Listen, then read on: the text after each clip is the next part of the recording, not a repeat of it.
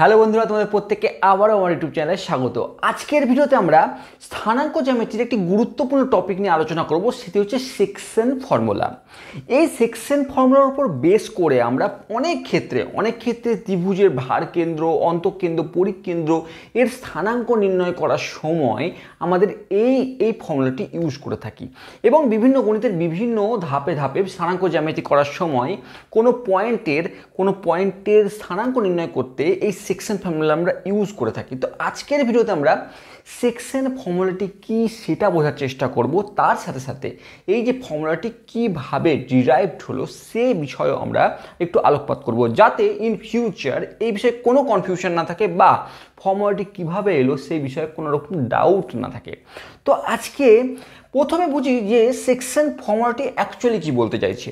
ধরো তোমাকে একটি সরল রেখাংশ আছে যার একটি ফিক্সড পয়েন্ট এবং এই একটি ফিক্সড পয়েন্ট, যার নাম এ আমি দিলাম, যার কোঅর্ডিনেটস বা যার স্থানাঙ্ক হচ্ছে x1, y1 এবং বি আরেকটি ফিক্সড পয়েন্ট, তার একটি স্থানাঙ্ক আছে যেটি x2, y2।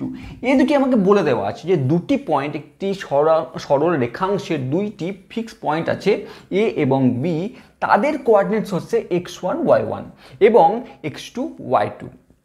এবার আমাকে বলল এই সরল রেখাংশের ওপর এমন একটি বিন্দু অবস্থান করছে যার নাম আমি পি দিলাম, সেই বিন্দুটির স্থানাঙ্ক নির্ণয় করো যেখানে এই পি বিন্দুটি এই সরল রেখাংশকে m:n অনুপাতে আমাকে ছেদ করেছে। অর্থাৎ m:n অনুপাতে ছেদ করেছে মানে AP PB is equal to m:n। অর্থাৎ আমাকে কোনো একটি পয়েন্ট যদি একটি স্ট্রেট লাইন বলবো, লাইন সেগমেন্টের মাঝখানে অবস্থান করছে, মাঝখানে বলতে m:n এর অনুপাতে অবস্থান করছে একটি জায়গায়, তাহলে এই পয়েন্টটির স্থানাঙ্ক নির্ণয় আমি কিভাবে করব সেটি আমাকে সেকশন ফর্মুলা শিখিয়ে দেয়।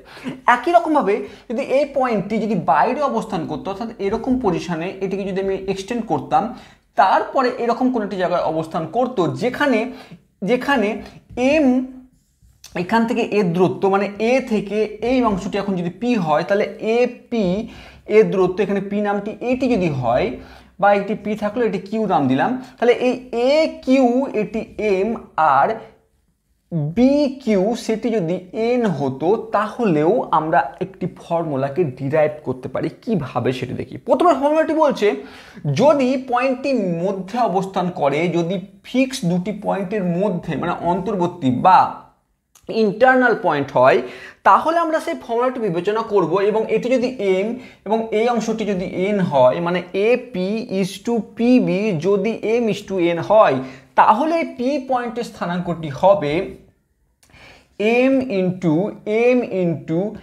x2 plus n into x1 by m plus n, comma m into y2 plus n into y1 by m plus n। ঠিক এই ফর্মুলাটিকে ডিরাইভ করছে। এবার এক্সটার্নাল মানে যদি বাইরে অবস্থান করতো, এই দুটি পয়েন্ট থেকে বাইরে অবস্থান করতো, সেম ফর্মুলার আকার সেম, শুধু আমি কি করতাম, যেহেতু এই অংশটি এন অংশটি বাইরে অবস্থান করছে, সেই কারণে আমরা এন এর আগে একটি করে মাইনাস চিহ্ন দিতাম। অর্থাৎ এই ফর্মুলাটিকে এরকম রূপ ধারণ করতো m:2 minus n:1 by m-n, comma m:2 minus n:1 by m-n। ঠিক এইভাবে অবস্থান করতো। তাহলে কি পেলাম আমরা? দুইটি কন্ডিশন পেলাম, এটি ইন্টারনাল সেকশন এবং এটি এক্সটার্নাল সেকশন ফর্মুলা। এইবার এই যে ফর্মুলাটি ডিরাইভ হলো, এটি কিভাবে এলো বা কিভাবে আমি এই ফর্মুলাটাকে নিয়ে আনলাম, এই বিষয়ে একটু আলোচনা করব। যদি এই বিষয়টি একবার বুঝে নিতে পারো, তাহলে আর এই ফর্মুলাটিকে মুখস্থ করতে হবে না, এটুকু আমার বিশ্বাস। এবার একটা জিনিস লক্ষ্য করো, আমরা স্থানাঙ্ক জ্যামিতি যখন করছি তখন আমরা একটা কার্তেসিয়ান প্লেনকে ড্র করলাম, যেখানে এক্স অ্যাক্সিস এবং ওয়াই অ্যাক্সিস আছে এবং একটি সরল রেখাংশ আমি এ বি কে ধরে নিলাম, যেখানে এ এর স্থানাঙ্ক হচ্ছে x1, y1 এবং বি এর স্থানাঙ্ক হচ্ছে x2, y2। বি এর স্থানাঙ্ক পি পয়েন্টটি এ এবং বি কে m/n অনুপাতে আমাকে ছেদ করেছে, অর্থাৎ এইটুকু অংশ হচ্ছে AP/PB m/n এই অনুপাতে আমাকে পি পয়েন্টের অবস্থান। পি কে আমি ধরে নিচ্ছি x, y, এটি আমি ধরে নিচ্ছি পি এর স্থানাঙ্ক হচ্ছে x, y। আমাকে এখন এই x, y এর অবস্থানটি বের করতে হবে x1, y1 এবং x2, y2 ফর্মে। কারণ আমরা কি করব, সর্বপ্রথমে আমরা এ পয়েন্ট থেকে x এর ওপর যদি একটি লম্ব অঙ্কন করি তাহলে এরকম অবস্থায় আসবে, এবং বি পয়েন্ট থেকেও আমি x এর ওপর একটি লম্ব অঙ্কন করলাম এবং বি পয়েন্ট থেকে আমরা x এর ওপর একটি লম্ব অঙ্কন করলাম। ঠিক আছে, এরপর আরেকটি কাজ করব এ থেকে আমি এই পি এর থেকে যে লম্ব অঙ্কন করছি অর্থাৎ y অ্যাক্সিসের সমান আরেকটি লম্ব অঙ্কন করলাম। ঠিক আছে, একই রকমভাবে এই পি পয়েন্ট থেকেও এই রেখাংশটির উপর আবার একটি লম্ব অঙ্কন করলাম। কি করলাম আমরা, এ বি থাকলো, আমরা এ পয়েন্ট থেকে এ এক্স এর উপর একটি লম্ব অঙ্কন করলাম যেটির নাম আমি এসি দিলাম। একই রকমভাবে পি পয়েন্ট থেকে এক্স এর উপর এক্স অ্যাক্সিসের উপর আরেকটি লম্ব অঙ্কন করলাম, আমি ডি নাম দিলাম এটির। আবার বি পয়েন্ট থেকে এক্স অ্যাক্সিসের উপর আরেকটি লম্ব অঙ্কন করলাম, সেটি ই নাম দিলাম। তারপরে কি করলাম, আমরা এ থেকে এই পিডির উপর আরেকটি লম্ব অঙ্কন করলাম, সেটির নাম আমরা কিউ দিলাম। এবং এই পি থেকে এই বিইর ওপর আরেকটি লম্ব অঙ্কন করলাম, সেটি আমি আর বলে আমি নাম দিলাম। ঠিক আছে, আমরা একটি কি কাজ করলাম একটু বোঝার চেষ্টা করি। আমরা কি করলাম, আমরা এ পয়েন্ট থেকে এক্স অ্যাক্সিসের উপর একটি লম্ব টান করলাম যেটি এসি, পি পয়েন্ট থেকে ডি এর উপর একটি লম্ব অঙ্কন করলাম, মানে পি পয়েন্ট থেকে এক্স অ্যাক্সিসের উপর একটি লম্ব অঙ্কন করলাম যেটি পিডি, এবং বি পয়েন্ট থেকে এক্স অ্যাক্সিসের উপর লম্ব অঙ্কন করলাম যেটি বিই। একই রকম কাজ আমরা এ পয়েন্ট থেকে এই পিডির উপর একটি লম্ব অঙ্কন করলাম যেটি এ কিউ, এবং পি পয়েন্ট থেকে বিইর উপর একটি লম্ব অঙ্কন করলাম সেটি হচ্ছে পি আর। এবার আমরা কিউ এবং আর, এই কিউ এবং আর এর আমরা স্থানাঙ্ক বের করতে কি পারি, একটু ভেবে দেখো আমরা বের করতে কি পারি না। কিউ পয়েন্টটি ভালো করে লক্ষ্য করে দেখো, এতটুকু অংশ এক্স, আবার এইটুকু অংশ আমার দরকার, এতটুকু অংশের ডিস্টেন্স এবং এতটুকু অংশের ডিস্টেন্স ভালো করে দেখো, এতটুকু অংশ কত এবং এতটুকু অংশ কত সেটা আমাকে জানতে হবে। তো এতটুকু অংশ অ্যাকচুয়ালি দেখো এই পি পয়েন্টের যে এক্সের যে ভ্যালু তার সঙ্গে নির্ণয় করছে এতটুকু ভ্যালু। তাহলে আমি লিখতে পারি কিউ হচ্ছে এক্স কমা এটি হচ্ছে y1, এতটুকু ডিস্টেন্স কার, এই পয়েন্টের ডিস্টেন্স যেটা এক্স অ্যাক্সিস থেকে কিউ এর ডিস্টেন্স হচ্ছে সি পয়েন্ট থেকে এ এর ডিস্টেন্স যা তাই সেটি হচ্ছে y1, অর্থাৎ আমি লিখতে পারি কিউকে এক্স কমা y1। একই রকমভাবে আর এর নিরিখে যদি ভাবো, আরটি দেখো এই ও থেকে, এটি তো অরিজিন, ও থেকে ই এত ডিস্টেন্স কি দেখি আমরা আমরা দেখি এই বি ও বি, এই যে বি পয়েন্টের যা এক্স অ্যাক্সিসের যে স্থানাঙ্ক সেটি বি পয়েন্টের স্থানাঙ্কের সঙ্গে ম্যাচ করে যাচ্ছে, সেম ডিস্টেন্স, তাহলে আমি বি এর যে x2 সেটিকে এখানে নিলাম। এবার আমরা জানতে হবে এই ডিস্টেন্সটি কি, যদি আমরা দেখি যে এই ডিস্টেন্সটি হচ্ছে অ্যাকচুয়ালি পি এর যে ওয়াই সেটি কিন্তু, তো আমি লিখতে পারি ওয়াই, অর্থাৎ আমি আর এরও স্থানাঙ্ক এখন পেয়ে গেলাম হচ্ছে আর হচ্ছে x2, y। তো আমরা এখন প্রত্যেকটি পয়েন্টের স্থানাঙ্ক পেয়ে গেছি। আমরা এই এ পয়েন্টে জানি, বি পয়েন্টে জানি, কিউ পয়েন্টের বের করে ফেললাম, আর পয়েন্টের বের করলাম, এক্স পয়েন্টে আমি x সময় ধরে রেখেছি। আমাকে উদ্দেশ্য কি একটাই, যে এক্স এর ভ্যালু কত আর ওয়াই এর ভ্যালু কত, তাই না? এই পি পয়েন্টের স্থানাঙ্ক বের করতে হবে, পি পয়েন্ট হচ্ছে এক্স কমা ওয়াই, তাহলে এক্স এর ভ্যালু কত, ওয়াই এর ভ্যালু কত। এবার আমরা যে দুটি ত্রিভুজ পেলাম, দেখো এই ত্রিভুজটি এবং এই ত্রিভুজটি, আমরা প্রথমে এই দাগগুলি মুছে ফেলছি, আমাদের কনফিউজ করে লাভ নেই। এই দাগগুলি যদি একটু মুছে ফেলি তাহলে কি পড়ে থাকছে একটু লক্ষ্য করে দেখো, তাহলে পড়ে থাকছে এই একটি ত্রিভুজ এবং এই একটি ত্রিভুজ। ঠিক আছে, এই দুটি ত্রিভুজ পড়ে থাকছে। তাহলে এই দুটি ত্রিভুজ ত্রিভুজ এ পি কিউ এবং ত্রিভুজ PBR, এই যে দুটি ত্রিভুজ আমি পেলাম, এই দুটি ত্রিভুজ কিন্তু হচ্ছে দেখো এই কোণটি, এই কোণ QAP, কোণ Q A P is equal to কোণ আর পি বি হবে, কোণ আর পি বি হবে। এই কোণটি সবসময় এই কোণটির সঙ্গে সমান হবে, কারণ কি এই দুটি পরস্পর সমান্তরাল সরলরেখা এবং এটি সেম একটি সরলরেখা। তো আমরা এটি করসপন্ডিং অ্যাঙ্গেল। তো আমরা বলতে পারি যে এই অ্যাঙ্গেলটি এবং এই অ্যাঙ্গেলটি, মানে এই অ্যাঙ্গেলটি এবং এই অ্যাঙ্গেলটি পরস্পর সমান। আবার একই রকমভাবে আমরা যখন লম্ব অঙ্কন করেছি তখন দেখেছি যে এই অ্যাঙ্গেলটি হচ্ছে 90 ডিগ্রি এবং এই অ্যাঙ্গেলটি হচ্ছে 90 ডিগ্রি। অর্থাৎ কোণ B R P is equal to কোণ A Q P is equal to 90 degree. অর্থাৎ একটি ত্রিভুজের দুটি কোণ সমান হয়ে গেছে। তার অর্থ হচ্ছে এই দুটি ত্রিভুজ একে অপরের সদৃশ্য, মানে এই দুটি ত্রিভুজ পুরোপুরি সদৃশ্য বা সিমিলার ট্রায়াঙ্গেল। এবার যদি সিমিলার ট্রায়াঙ্গেল হয় তাহলে আমরা বলতে পারি যে এদের বাহুগুলি, মানে করসপন্ডিং বাহুগুলির যে অনুপাত সেটি সমান হবে। অর্থাৎ আমি বলতে পারি যে এপি বাই এই দুটি ত্রিভুজের এপি বাই পিবি সমান সমান এ কিউ এই বাহুটা সমান বাই পি আর সমান সমান এই ত্রিভুজের এই বাহুটি অর্থাৎ পি কিউ আর এই ত্রিভুজের এই বাহুটি অর্থাৎ পিবি, এগুলি সমান হবে। এটা আমি লিখতেই পারি। এটি আমরা 1 নম্বর সমীকরণ দিলাম। এবার পি কিউ কত, এই এ কিউ কত আর পি আর কত, প্রথমে সেটি বের করি। এ কিউ, দেখো এ কিউ আমি কিভাবে বের করব, এ কিউ এই অংশটি বের করতে গেলে আমি যদি পুরো এই অংশটি মাইনাস এই অংশটি বের করলে যথেষ্ট। এই অংশটি মাইনাস এই অংশটি, তাহলে এই পুরো অংশটি হচ্ছে এক্স মাইনাস এই ছোট্ট অংশটি হচ্ছে x1। এই পুরো অংশটি এক্স আর এই পুরো অংশটি x1, কারণ আমরা এই স্থানাঙ্ক থেকে দেখতে পাচ্ছি কিউবের স্থানাঙ্ক হচ্ছে xy1, তার মানে এই পুরো অংশটি হচ্ছে এক্স আর এর হচ্ছে x1, এই পয়েন্টটির অর্থাৎ এটুকু আমি মাইনাস করবো, সেটি হচ্ছে x1। এ কিউ পেয়ে গেলাম x মাইনাস x1।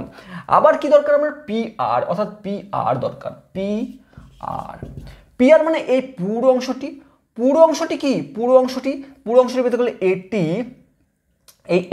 এইটি মাইনাস এটি করতে হবে। এই পুরো অংশটি মানে আর এর x কি x2 মাইনাস এই অংশটি মাইনাস করতে হবে, এই অংশটি মানে হচ্ছে x। তো আমি এ কিউ পেয়ে গেছি, পি আরও পেয়ে গেছি। এবার শুধু বসাতে হবে এই জায়গায়। আমি সর্বপ্রথমে এটিকে 2 নম্বর এবং এটি 3 নম্বর দিয়ে দিই, তাহলে 1 2 3 থেকে আমি এপি বাই পিবি আমি কি পাচ্ছি, এপি বাই পিবি সমান সমান এ কিউ বাই পি আর। আমরা যদি এই দুটিকে নিই তাহলে এপি বাই পিবি আমি জানি m/n, পি বাই পি মানে m/n, তাহলে আমি লিখতে পারি m/n is equal to A Q মানে x minus x1 by x2 minus x। এবার যদি আমরা ক্যালকুলেশন করি, আমরা প্রথমে m দিয়ে এদিকে গুণ করি এবং n দিয়ে যদি এটিকে গুণ করি তাহলে কি পাচ্ছি আমরা, mx2 minus mx is equal two nx minus nx1।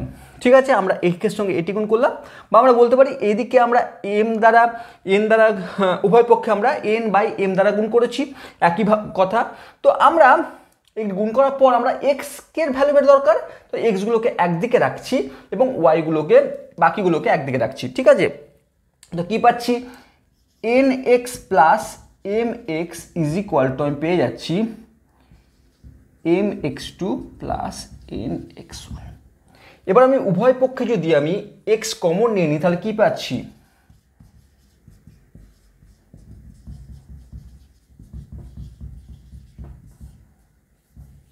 এই পজিশনে আসছে। x কে আমি রেখে দিয়ে আমাকে x এর ভ্যালু বের করতে হবে, তাহলে আমি আবার উভয় পক্ষে যদি m প্লাস n কে ভাগ করে দিই তাহলে x এর ভ্যালু পাচ্ছি mx2 plus nx1 by m plus n। ভালো করে লক্ষ্য করে দেখো আমি কোথাও বোঝাতে পেরেছি কি পারিনি। আমরা প্রথমে কি করলাম, আমরা যে দুটি ট্রায়াঙ্গেলকে পেলাম সেই ট্রায়াঙ্গেলগুলিকে দেখলাম যে সদৃশ্য ত্রিভুজ হয়ে যাচ্ছে বা সিমিলার ট্রায়াঙ্গেল হয়ে যাচ্ছে। সেখান থেকে আমরা বলতে পারি যে তাদের করসপন্ডিং যে বাহুগুলি তাদের রেশিও সেম হবে। অর্থাৎ আমি AP by PB A Q by P R P Q by B R আমি নিলাম এবং এখান থেকে আমি P by AP by PB M জানি m/n সেটিকে পুট করলাম, আর এ কিউ আর পি আর আমি প্রত্যেকের স্থানাঙ্ক জানি, সেখান থেকে আমি বের করলাম এই অংশটি এবং এটি করসপন্ড করে আমি যদি বের করে ফেললাম এক্সের ভ্যালু। এক্সের ভ্যালু কি পেলাম? এক্স পেলাম mx2 plus nx1 by m plus n, এটা আমি পেলাম এক্সের ভ্যালু। একই রকমভাবে যদি আমি পিবি এবং পি কিউ এবং পিবি এর ভ্যালু এইরকমভাবে আমরা কোঅর্ডিনেটসের নিরিখে বের করি এবং কম্পেয়ার করি, তাহলে আমি ওয়াই এর ভ্যালু পাবো। আমরা দেখে নিই কীভাবে করবো সেটি। এবার পিবি পি কিউ কি দেখো, পি কিউ এই অংশটি বের করতে গেলে দেখো আমাকে পুরো অংশটি মাইনাস এতটুকু বের করতে হবে। পুরো অংশটি হচ্ছে ওয়াই মাইনাস এই অংশটি হচ্ছে y1। একই রকমভাবে বি আর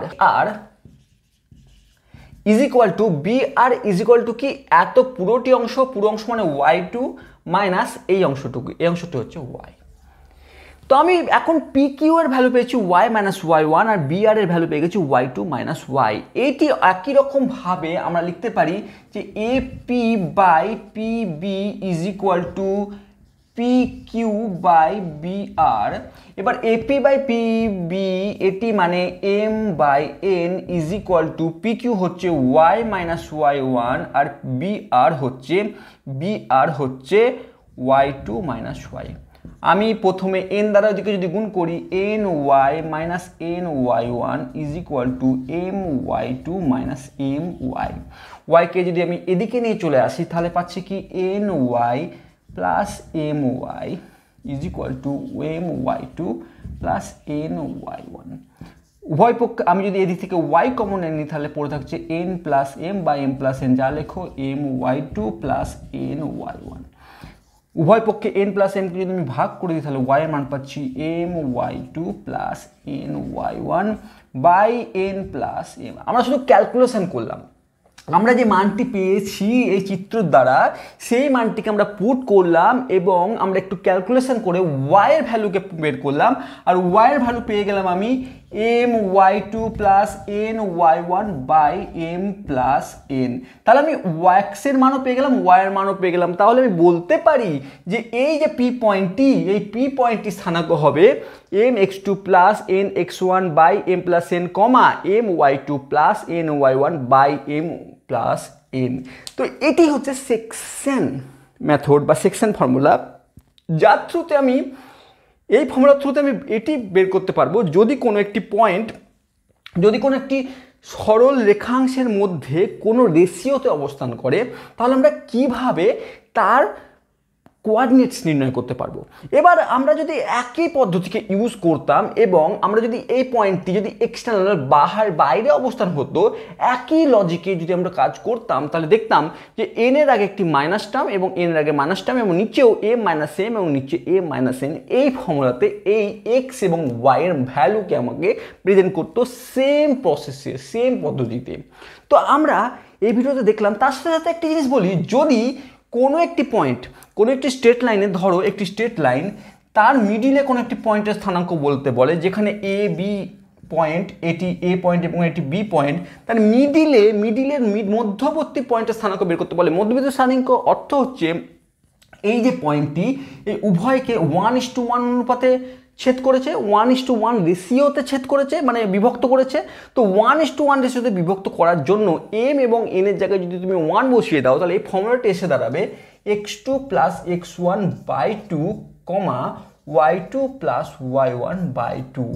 লক্ষ্য করে দেখবে যে এম এর মান যদি আমি 1 বসাই এবং নিচে এম এবার ও এন এর মান যদি 1 পুট করি, তাহলে আমরা এই ফর্মুলাটি ডিরাইভড হবে। অর্থাৎ আমরা এই ফর্মুলা থেকেই বলতে পারি যে যদি কোনো একটি পয়েন্ট কোনো একটি রেখাংশের মধ্যবর্তী পয়েন্টে অবস্থান করে, তাহলে তার স্থানাঙ্ক আমরা এই ফর্মুলা থ্রুতে বের করতে পারবো।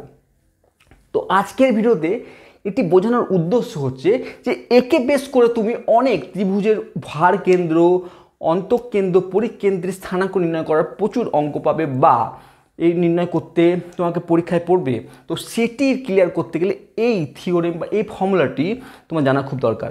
তো যদি ভিডিওটি ভালো লেগে থাকে, যদি বোঝাতে পেরে থাকি, তাহলে অবশ্যই কমেন্টস বক্সে লেখো। যদি কোথাও ত্রুটি থেকে থাকে সেটিও কমেন্ট বক্সে লেখো। যদি আরও কোনো টপিক নিয়ে যদি কোনো প্রবলেম থেকে থাকে বা কনফিউশন থেকে থাকে সেটি কমেন্ট বক্সে লেখো। আমি চেষ্টা করবো কোনো একটি নেক্সট ভিডিওতে সেটি বোঝাবার। যদি ভালো লেগে থাকে অবশ্যই শেয়ার করো। Thank you for watching.